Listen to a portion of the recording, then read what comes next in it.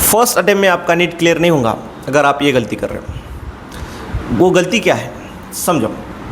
Total 3 subject का पढ़ना होता है बच्चों को, बायोलॉजी, केमिस्ट्री और फिजिक्स। और गलती ये है किसी एक सब्जेक्ट को सुपेरियर बनाना, किसी एक सब्जेक्ट को प्रायोरिटी पे रखना।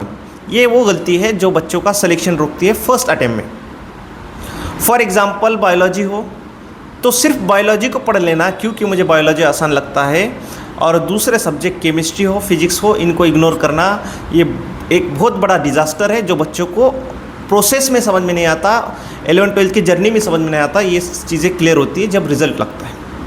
या फॉर एग्जांपल केमिस्ट्री को पकड़ लेना या फिजिक्स को पकड़ लेना कि मुझे ये सब्जेक्ट आसान है। आपको ये समझना है कि आपको सब्जेक्ट में पीएचडी नहीं करनी है, किसी एक सब्जेक्ट में पीएचडी नहीं करनी है, आपको सिलेक्शन चाहिए। और सिलेक्शन चाहिए अगर तो तीनों सब्जेक्ट के स्कोर आपको लेना है। फॉर एग्जांपल आप किसी भी एक सब्जेक्ट को अगर मिस करते हो, फॉर एग्जांपल आपने फिजिक्स मिस कर दिया तो आपने वहीं पे 180 मार्क्स अपने लूज़ कर दिए। एग्ज़ाम से पहले ही मान लिया कि ये सब्जेक्ट मुझे नहीं पढ़ना, ये मुझे आता नहीं है।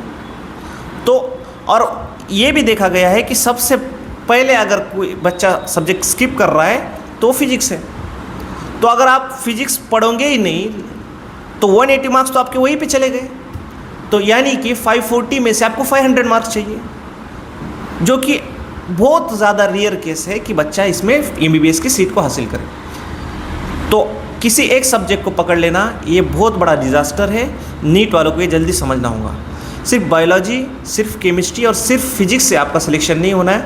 आपको तीनों सब्जेक्ट को हैंड करना है, तीनों पे काम करना है और आपका सिलेक्शन आपके हाथ में है। Okay, thank you.